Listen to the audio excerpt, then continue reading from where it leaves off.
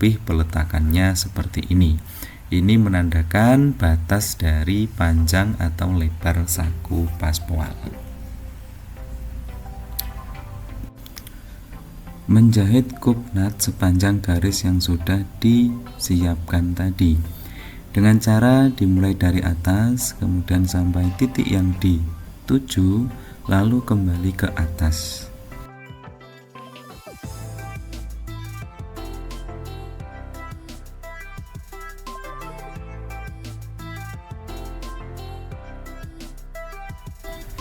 Kemudian letakkan posisi dari baik kain dan ambil kain kumai serong yang sudah di pressing M33 tadi. Di sini kita akan meletakkan kain kumai serong di garis tengah pas juga dengan garis kupnatnya.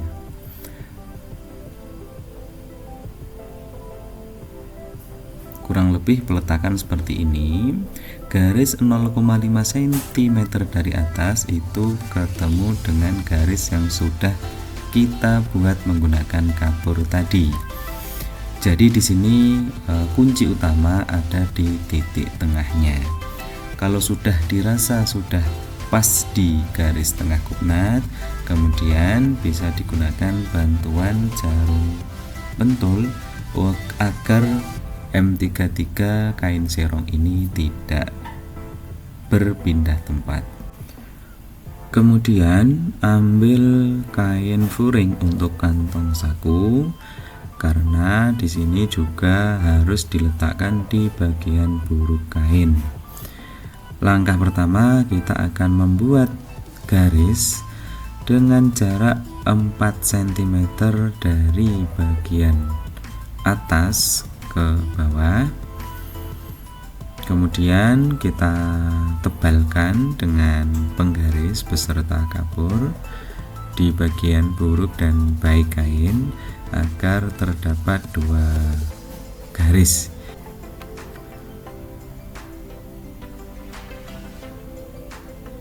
Garis pada kantong saku ini bertemu dengan garis yang telah dibuat tadi. Bagian kantong saku ini juga harus dicari titik tengahnya, karena titik tengah ini juga akan diletakkan pada kupnat di bagian buruk kain celana. Tanda tengah bisa dimulai dengan melipat untuk bahan furingnya. Setelah ada lipatan ini kita pertegas, kita perjelas lagi menggunakan kapur. Nah, garis ini kita posisikan pas tepat dengan bagian kupnat.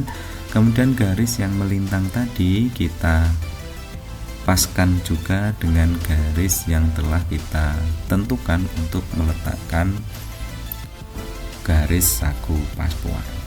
Kemudian jarum pentul tadi kita satukan dengan bagian furing agar ketika penjahitan nanti bisa langsung 3 kain terjahit. Menjahit bibir saku ini disesuaikan dengan garis yang telah kita buat tadi. Dimulai dari 1-2 cm sebelum garis dengan posisi seperti ini. Kemudian dibalik menuju titik yang selanjutnya. Jangan lupa untuk dipaskan dengan garisnya. Untuk garis bagian bibir saku bawah juga sama. Dimulai dari dalam ke titik keluar, finish di bagian titik selanjutnya.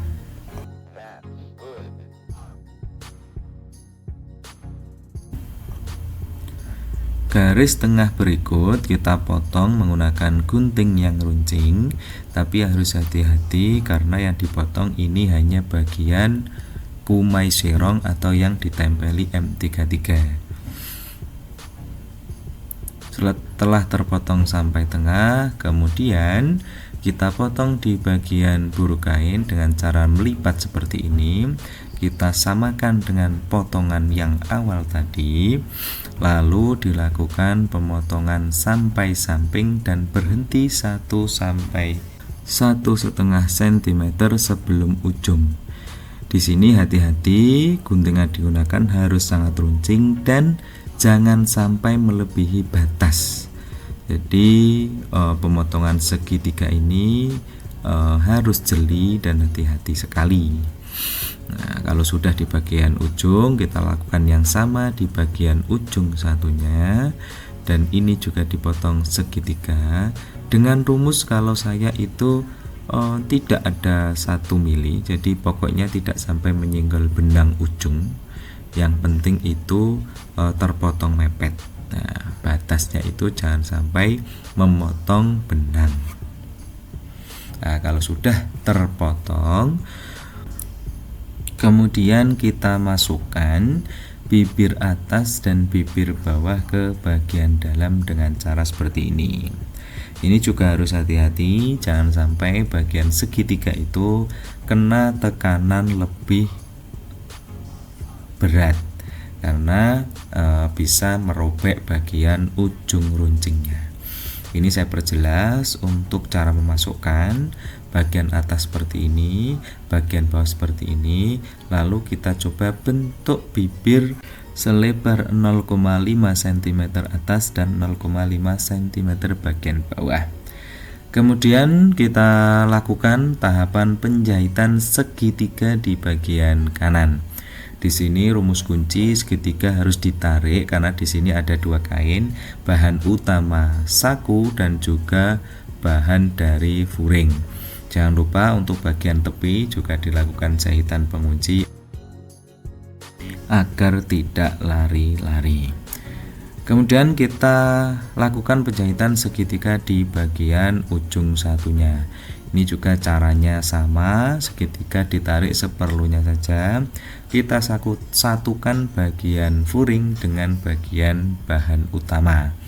Kemudian kita jahit semepet mungkin, tapi jangan sampai mengenai bahan utama. Di sini bibir sudah terbentuk, akan tetapi belum ada penguncian di bagian atas dan bagian bawah. Penguncian ini dengan tujuan agar bibir bisa presisi selebar 0,5 cm bagian atas maupun bagian bawah. Dengan cara kain utama yang tadi diletakkan M33 ditarik seperti ini. Nah, menggunakan M33 di sini agar bisa terbentuk secara bagus. Jadi M33 itu kan memiliki karakter yang sedikit kaku. Jadi ketika penjahitan di bagian posisi furing saku seperti ini, kain bagian bawah kita pegang, kita tarik sedikit ke arah kanan. Jadi tarikan itu hanya untuk mendapatkan batas dari lipatan 0,5 cm. Lakukan hal sama di bagian bibir bawah. Nah, ini sudah terbentuk 0,5 cm secara presisi dan rapi. Jadi tidak akan bisa berubah ukuran menjadi 0,6 ataupun malah kurang dari 0,5, misal 0,4 cm. Nah, di bagian bawah ini juga sama, tidak ada perbedaan. Dan di bagian bahan utama dari bibir kita tarik, kemudian kita jahitnya ada di bagian furing. Nah, penjahitan ini sangat tepi, jadi ada jeda 0,1 mili agar tidak ada gelembung pada bagian furing.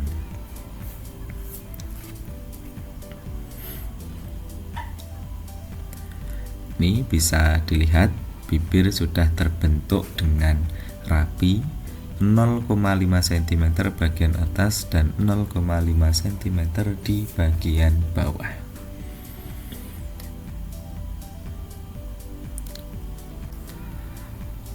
Langkah selanjutnya kita akan menyetik bibir bagian bawah tapi bagian buruk kain dengan melipat kecil, kemudian dijahit tindas. Jika melipat kecil masih dirasa susah, bisa digunakan obras kemudian ditindas dengan cara seperti itu. Kalau sudah, kita lipat furing ke atas untuk membuat letak atau garis di mana garis tersebut nanti akan ditindih, akan ditumpangi dengan bahan utama warna merah. Karena bisa jadi furing itu menggunakan bahan yang lebih terang ataupun lebih gelap. Jadi di sini tetap harus menggunakan bahan utama yang tadi sudah kita siapkan selebar 6 cm kalikan 16. Nah, caranya dilipat untuk mendapatkan tanda titik tengah. Kalau sudah, ini caranya sama, kita lipat kecil untuk bagian bahan utamanya, diletakkan posisi kurang lebih garis tengah, mendapatkan garis tengah, lalu kita jahit tindas tepi. Jahitan ini sampai tepi kurang lebih berjarak 0,1 mili. Nah, kalau sudah seperti ini, lipat kembali kantong sakunya, posisikan bagian bibir yang membuka itu ada di bagian bahan utama. Jadi kalau warna merah itu juga akan ketemu warna merah. Kalau sudah posisikan seperti ini, kita akan membuat garis kantong saku. Jadi di awal tadi kita membuat kantong saku sepanjang 45 cm agar bisa mendapatkan posisi kelebihan dari kantong. Kita ukur dengan jarak 15 cm dari bagian batas bibir di bagian tersebut. Kalau sudah kita garis, menandakan, kemudian kita bantu membuat garis agar mudah dalam membentuk kantong saku nanti. Jadi kurang lebih bentuk seperti ini. Kalau sudah, kita posisikan jahit dari atas ke bawah. Jadi di sini ada jeda satu sepatu dengan bagian bibir. Nah, bagian bawah itu harus melengkung agar tidak menumpuk kotoran ketika dipakai. Kita kembalikan sampai ujung, kemudian kita rapikan bibir atau kampuhnya agar bisa diopras dengan baik. Alhamdulillah, berikut sudah jadi dari pembuatan saku paspoal. Hasil jadinya seperti ini. Bibir bisa terbentuk dengan rapi selebar 0,5 cm bagian atas dan 0,5 cm di bagian bawah.